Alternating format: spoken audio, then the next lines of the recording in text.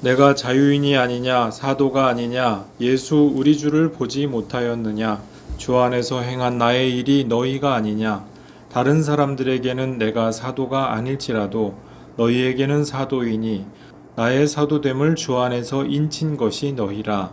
나를 비판하는 자들에게 변명할 것이 이것이니 우리가 먹고 마실 권리가 없겠느냐.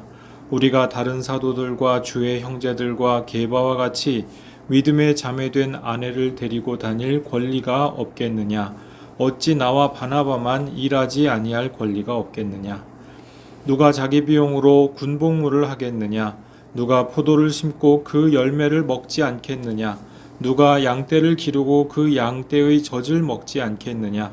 내가 사람의 예대로 이것을 말하느냐. 율법도 이것을 말하지 아니하느냐. 모세의 율법에 곡식을 밟아 떠는 소에게 망을 씌우지 말라 기록하였으니 하나님께서 어찌 소들을 위하여 염려하심이냐. 오로지 우리를 위하여 말씀하심이 아니냐. 과연 우리를 위하여 기록된 것이니 밭 가는 자는 소망을 가지고 갈며 곡식 떠는 자는 함께 얻을 소망을 가지고 떠는 것이라. 우리가 너희에게 신령한 것을 뿌렸은즉 너희의 육적인 것을 거두기로 과하다 하겠느냐. 다른 이들도 너희에게 이런 권리를 가졌거든 하물며 우리일까 보냐. 그러나 우리가 이 권리를 쓰지 아니하고 범사에 참는 것은 그리스도의 복음에 아무 장애가 없게 하려 함이로다. 성전의 일을 하는 이들은 성전에서 나는 것을 먹으며 제단에서 섬기는 이들은 제단과 함께 나누는 것을 너희가 알지 못하느냐. 이와 같이 주께서도 복음 전하는 자들이 복음으로 말미암아 살리라 명하셨느니라. 아멘. 고린도전서 8장은 음식과 관련된 지식과 배려에 대해서 사도 바울이 말씀하는 내용입니다. 고린도에서는 이방 종교 제사에서 바쳐졌던 그 제사 음식들, 고기들이 다시 시장으로 나와서 팔려지는 그런 관행이 있었지요. 그래서 유대 그리스도인들, 일부 유대 그리스도인들이 이제 여기에 대해서 굉장히 강경하고 보수적인 태도를 취했던 겁니다. 이것은 이방 종교 제사에 바쳐졌던 부정한 음식이니까 절대로 먹을 수 없다. 부정하고 더러운 영들이 그 제사에 깃들었던 것이기 때문에 우리는 절대로 먹지 않겠다. 이와 같이 강경한 입장을 견지했던 것이죠. 반면에 이제 고린도 교회에서 영적인 지식을 가졌다는 어떤 교인들, 일부 교인들이 이제 여기에 대해서 그런 건 아무래도 상관없다라고 생각을 했던 겁니다. 왜 그러냐? 사도행전을 통하여서 이 베드로에게 하나님께서 기도할 때 그 환상을 보여주시죠. 근데 여기서 부정한, 지금까지 구약 시대에 쭉 부정하기 때문에 먹으면 안 되었던 음식들을 주시면서 하나님께서 정결타고 하신 것을 부정하다고 하지 말라라고 하는 그런 환상을 거듭해서 보여주심으로써 이제 부정과 정결, 이 구분을 넘어가시고 패하고자 하신다는 것을 하나님께서 계시하여 주십니다. 이제 그 계시의 말씀에 따르면은 이제 더 이상 고기가 부정하냐 부정하지 않느냐라고 하는 것 가지고 얽매여서 지낼 필요가 없게 된 것입니다. 그러니까 이 고린도에 어떤 지식이 있다는, 영적인 지식이 있다는 이 사람들의 판단이 과히 틀린 것만은 아닌 것이죠. 그런데 이제 이 일부 성도들이 여기서 더 나아가서 이제 이 고기들을 정말 개의치 않고 마음껏 먹습니다. 그러니까 이 음식 문제에 대해서 예민하고 그리고 구약 시대의 율법에 여전히 집착하고 있는 유대 그리스도인들이, 어떤 유대 그리스도인들이 볼 때 이거는 굉장히 불경하고 부정한 일처럼 여겨졌다는 것입니다. 이것을 어떻게 판단하면 좋으냐? 이것으로 말미암아 때로는 사람들이 믿음에서 벗어나기도 하고 또 믿음에서 변질되기도 하고 이제 이런 일이 발생을 하니까 사도 바울이 이것을 볼 때 그 지식 자체는 틀린 것이 아니라는 거예요. 그런데 영적인 지식파라고 할 만한 사람들에게 빠져 있는 것이 있다는 것입니다. 그것이 무엇입니까? 사람들을 배려하는 그 배려심이죠. 나에게 강한 믿음이 있는 것은, 나에게 강한 믿음이 있는 것은 좋다는 겁니다. 그렇다고 할지라도 믿음에 있어서 약자, 넘어지기 쉬운 형제자매가 있을 때 끝까지 배려하는 것이 마땅하지 않겠느냐. 사도 바울이 이것을 우리 앞선 본문 8장에서 말씀을 하신 바 있죠. 믿음에 관해서 아무리 내가 내 자유를 행사한다 할지라도 약자를 보호하고 지켜줄 책임이 또한 있다. 이것을 잊지 말라. 이것이 바로 8장의 내용이었습니다. 오늘 읽은 본문 말씀 고린도전서 9장 말씀은요, 이 배려와 자유의 문제, 여기에 대해서 사도 바울 자신의 개인적인 그 케이스에 대하여서 이제 사람들에게 알려주시는 그런 장면인데요. 오늘은 그 가운데에서 전반부만 살펴보도록 하겠습니다. 먼저 사도 바울이 자신의 사도적 권리에 대하여서 방어하는 말씀이 쭉 나옵니다. 구체적으로 어떤 사도의 자유와 사도적인 자유와 권리를 방어했습니까? 보니까 복음 선포를 위해서라면 교회 공동체의 지원과 후원을 받아서 생계를 유지할 권리가 있다. 이것이 사도의 권리라는 것입니다. 이것이 사도 바울이 갑자기 만들어내거나 발명한 것이 아니고 예수님께서 그렇게 하라 분부하신 그 말씀입니다. 누가복음 10장, 마태복음 10장 이곳에 보면은 예수님이 제자들을 파송하시면서 그렇게 하라고 분부하셨거든요. 그러니까 이렇게 하는 것이 맞다는 것이죠. 오늘날 목회자들도 마찬가지입니다. 교회 공동체에서 지급해주고 또 후원해주는 사례비 받는 것이 잘못된 것이 아니라는 것이에요. 그것을 살면서 그 사례비로 살면서 복음을 선포하도록 그렇게 되어 있는 것이 교회의 구조라는 것이죠. 물론 목회자가 너무 과한 사례비를 요구한다면 그거는 문제가 될 것입니다. 과연 어느 정도가 적정한 사례비냐? 이것은 목회자와 교회 공동체가 다 함께 기도하고 또 고민해 봐야 될 문제임에 틀림없습니다. 하지만 어쨌든 목회자가 교회 공동체로부터 일정 사례비를 받아서 생활하는 것, 이것이 잘못이냐? 그렇게 하면 안 되는 것이냐? 아니라는 것이죠. 그것은 목회자에게 예수님께서 부여해 주신 또 보장해 주신 하나의 권리라고 하는 것입니다. 여기에 대하여서 사도 바울이 여러 가지로 논증하고 있는 것을 우리가 오늘 본문 말씀에서 볼 수가 있지요. 7절 말씀에 보니까 세상에서도 노동에 상응해서 당연하게 지원을 받으면서 일하지 않느냐 이렇게 묻습니다. 일하는데 물 한 모금도 마시지 못하게 한다. 이런 문제가 되겠죠. 막 배가 너무 고픈데 밥도 안 주면서 한다. 이것은 정말 그 옛날에 출애굽 당시 그 히브리 노예들이나 겪었던 일이죠. 오늘날 그렇게 하면 안 되지 않겠어요? 성경 시대에 이 바울 시대에도 마찬가지라는 것입니다. 군대가 됐던지 어떤 밭을 갈던지 어떠한 일을 하던지 간에 거기서 당연한 지원을 받아가면서 일하는 것이 맞다라고 하는 것이죠. 8절에 또 율법을 통하여서 말씀을 인용을 하죠. 소가 노동할 때 망을 씌우지 말라는 거예요. 그와 같은 그 말씀이 신명기 24장에 나오지 않습니까? 소가 곡식을 이렇게 타작마당에서 곡식을 이렇게 타작을 해주고 곡식을 떠는데 그것을 떨 때 이제 힘들고 배가 고프면은 곡식을 먹으려고 할 거 아니겠어요? 근데 이방 나라들은 여기서 그거를 하지 못하게 망을 씌웠다고 하는 거예요. 근데 신명기에서는 굉장히 동물 보호에 앞장을 섰다는 것을 알 수가 있죠. 그래서 소가 일할 때 그 노동 조건을 좋게 해주라는 것입니다. 오늘날 우리로 치면은 암탉이 계란을 낳지 않습니까? 그 계란을 낳을 때에도 얘들의 노동 조건을 좋게 해주면서 계란을 낳게 하라는 그런 말씀이죠. 그런 것과 일맥상통한 것이죠. 그런데 하물며 사람의 경우는 어떻겠냐는 것입니다.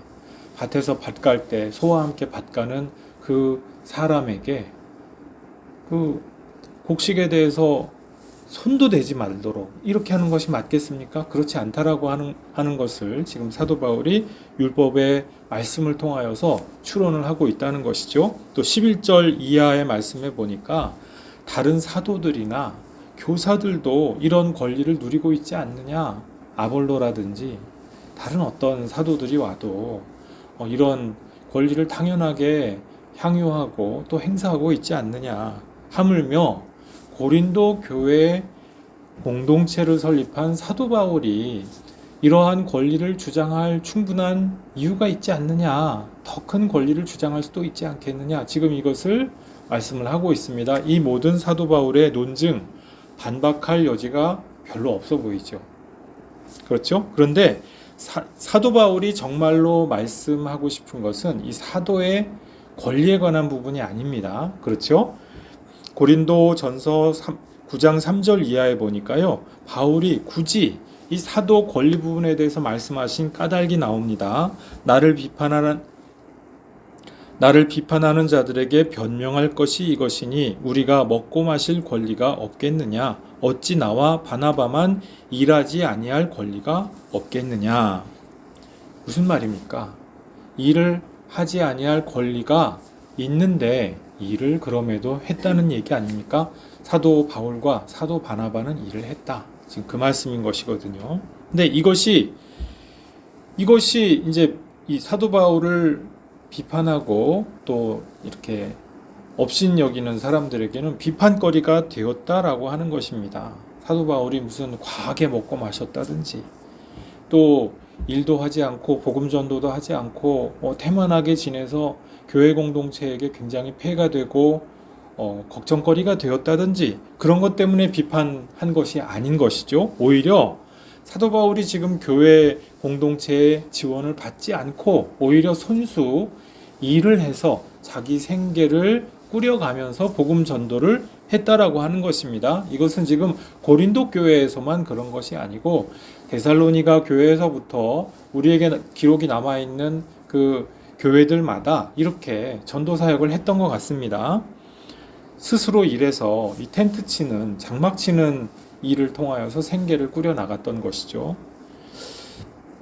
이 베드로라든지 다른 예수님의 친동생들이라든지 이런 분들은 갈릴리에서 어부나 농부를 하던 분들이었죠.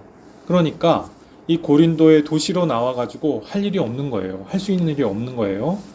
근데 이 사도 바울은 어떻습니까? 원래 이 장막 만드는 기술이 있는 사람이었습니다. 그러니까 선교지의 언어도 능통하고 또 장막 만드는 생계를 꾸려갈 수 있는 기술도 있는 이런 정말 천부적인 선교사였다라고 말할 수가 있죠.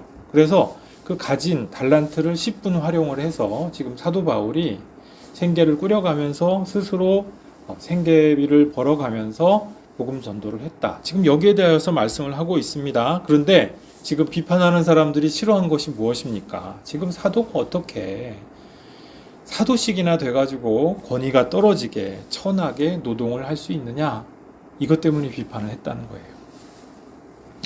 아마 이 사도 바울을 이 문제를 놓고 비판한 사람들은 아마도 8장에서 문제가 되었던 사람들, 이 사람들과 동일한 그룹이었을 것이라고 생각이 됩니다. 소위 영적인 지식파 사람들이라고 할 만한 바로 그 사람들이요.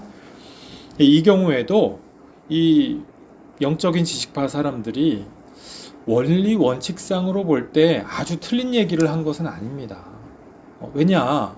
우리가 보았다시피 마태복음 10장, 누가복음 10장에 예수님께서 그렇게 교회 공동체의 후원을 받아가면서 전도 활동하라 했잖아요. 그러니까 원리 원칙상 틀린 얘기가 아니라는 것이죠. 다만 이것이 주님의 말씀에 근거해도 굳이 노동해가지고 생계를 꾸려라. 예수님이 그렇게까지 말씀하지 않으셨거든요. 문자적으로 맞고 일리도 있다는 것입니다. 그런데 그것으로 지금 현재의 상황에서 사도 바울에게 주어져 있는 선교적인 여건상 다 된 것은 아니었다라는 것이죠. 사도 바울이 지금 그 상황에서 무엇이 과연 합당한, 이성적으로 합당한 예배요, 선교적인 그 실존인가, 여기에 대하여서 이제 기도하는 가운데 답을 찾은 것입니다. 그래서 건전한 복음의 정신을 어떻게 하면 구현하고 그리고 실현시킬 수 있을 것이냐, 사도 바울이 그걸 가지고 선교 활동을 한 것이죠. 그런데 지금 이 영적인 지식파 사람들은요, 사도 바울이 실천한 이 건전한 복음의 정신이 무엇이냐, 여기에 대하여서 이해를 못한 거예요. 그리고 주님의 명령과 주님의 말씀이 무엇을 의미하는지 좀 간과한 부분이 있습니다. 우리 이래가지고는 소용없지 않겠어요? 아무리 지식이 대단하고 예수님의 말씀을, 예수님의 어록을 아무리 유창하게 다 외고 있어도 소용없는 것 아니겠습니까? 그래서 문자주의라고 하는 것이 굉장히 위험하다고 하는 것이죠. 사도 바울이 지금 사도로서의 당연한 권리를 포기하고 내려놓았습니다. 복음 전도를 위해서요. 왜 이렇게 사도적 권리를 포기해야 했을까? 당시 그리스 로마 세계의 형편을 보면은 여기에 대해서 우리가 알 수가 있다고 하는 거예요. 당시 그리스 로마 세계에서는요, 구거라는 철학자들이 많이 있었다고 합니다. 인기 있는 철학자들은 모이면은 막 요즘 아이돌 스타와도 같아가지고 그 큰 스타디움이 다 꽉 들이차서 이 철학자들이 말을 하는 그 언변과 재담을 듣기를 좋아했는데, 이제 그렇지 못한 사람들도 있었겠죠. 또 국어라는 것을 사명으로 생각하는 그런 철학자들도 있었을 테고요. 그래서 이제 이런 사람들에 대해서 고린도 같은 곳의 사람들이 어떻게 보냐는 것입니다. 고린도는 이 헬라 세계에서도 굉장히 부유하고 번성한 항구 도시 아니었습니까? 사람들의 왕래가 빠르고요, 굉장히 견문이 넓은 곳이었죠. 그리고 또 당시 사회는 철저한 가부장적인 사회였어요. 그래서 남자라면 상남자를 좋아하는 그런 사회 분위기였죠. 사지 멀쩡한 남자가 이런 표현이 어떨까 싶습니다만은 좀 찌질하게 구걸이나 계속 하고 있다. 사지가 멀쩡한데 그러고 있다고 한다면은 그 사회에서 인식이 좋을 리가 있겠습니까? 좋을 수가 없다는 거예요. 그러니까 그것이 고린도라고 하는 사회의 분위기였기 때문에 이렇게 구걸하면서 다니는 것처럼, 생계를 구걸하면서 그것을 대가로 복음을 전도하는 것과 같은, 그와 같은 인상을 주지 않도록 사도 바울이 굉장히 조심하고 또 삼가하고 했다라고 하는 것입니다. 오늘 본문 12절 하반절에 보니까 이렇게 기록이 되어 있습니다. 우리가 이 권리를 쓰지 아니하고 범사에 참는 것은 그리스도의 복음에 아무 장애가 없게 하려 함이로다. 사도 바울이 지금 당시 사회 분위기를 간파한 거죠. 이렇게 해가지고는 어떤 사람들은 좋아할 수도 있고 환영할 수도 있겠는데, 또 명분상 아무것도 손해볼 것이 없는데, 그런데 더 많은 사람들에게, 더 낮은 사람들에게 다가가기 위하여서는, 또 더 많은 대중들에게 복음을 전도하기 위하여서는 그렇게 해가지고는 안 되겠구나. 내가 후원받을 권리를 반드시 내려놓아야만 하겠다. 헬라 사회의 분위기가 그렇구나. 이것을 간파했다는 것이죠. 알고 있었다는 것이죠. 후원받는 것이 사도로서 당연합니다. 하지만 범사에 참겠다는 것입니다. 사도로서 교회 공동체에서 위함받고 대접받는 것 왜 싫겠습니까? 높은 자리에서 대우받는 거잖아요. 근데 그렇게 하기보다 내가 낮은 자리에서 섬기겠다. 그렇게 함으로써 한 사람이라도 더 얻을 수만 있다면, 주님의 말씀을 받아들이게 마음을 열어줄 수만 있다면 나는 그렇게 하겠다. 지금 그것이죠. 복음 전도가 그 무엇보다도 먼저다. 어떻게 해서든지 복음 전도에 장애가 없도록 준비하고 배려하고, 그리고 여기에 내 마음을 쏟아서 삼가겠다. 이것이 사도 바울의 마인드였다고 하는 것입니다. 그러니까 사도 바울은 자유를 온전히 알고 있습니다. 음식에 대해서도 마찬가지였죠. 사도 바울이 음식에 대하여서 자유의 어떤 자유와 양심에 관해서 거리끼는 것이 없었습니다. 음식에 대해서 못 먹을 것이 없었다는 말씀이죠.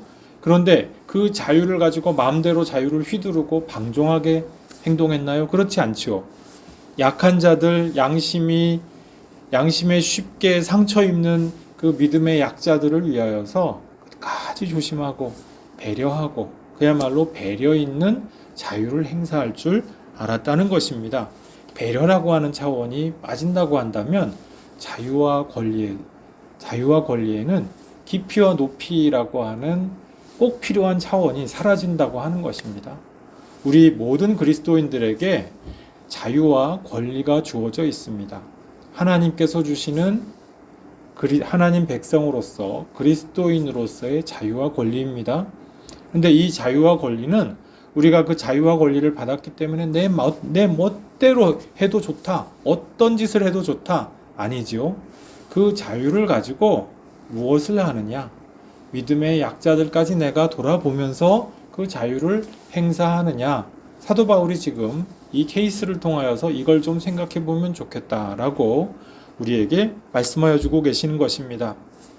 진정한 깊이와 높이, 예수님 안에서 진정한 깊이와 높이가 없는, 배려라고 하는 깊이와 높이가 없는 자유와 권리, 그것은 너무나도 천박하고 공허한 것이죠. 사도 바울은 지금 배려를 통하여서 우리에게 주어진 권리와 자유에 좀 더 풍성한 입체적인 감각을 주기를 원하고 있습니다. 오늘날 우리에게 주어져 있는 이 자유와 권리, 소중한 것이죠. 경솔하게 취급하거나 이것을 어떤 이 세상의 유혹이나 유행이나 또는 어떤 이상한 다른 교훈에 한꺼번에 낚이는데 사용해서는 안 될 것입니다. 그러나 약자를 위한 사려 깊은 배려를 통하여서 우리가 이 자유와 권리에 대하여서 균형을 찾아갈 수가 있어야 되겠죠. 그리고 균형을 맞추어가는 그 지혜와 용기도 필요할 것입니다. 우리가 두 가지 기도를 해야겠죠. 하나님께서 우리에게 주신 권리와 자유를 잘 행사할 수 있게 해달라고, 이것이 우리 평생에 있어서 중요한 기도 제목이 되어야 할 줄로 믿습니다. 또 한 가지는요, 이 자유와 권리를 진정 입체적으로 풍요롭게 행사하기 위하여서 사려 깊은 배려를 할 수 있는 지혜와 힘 주시기를, 용기 주시기를 위하여서 기도하여야 될 줄로 믿습니다.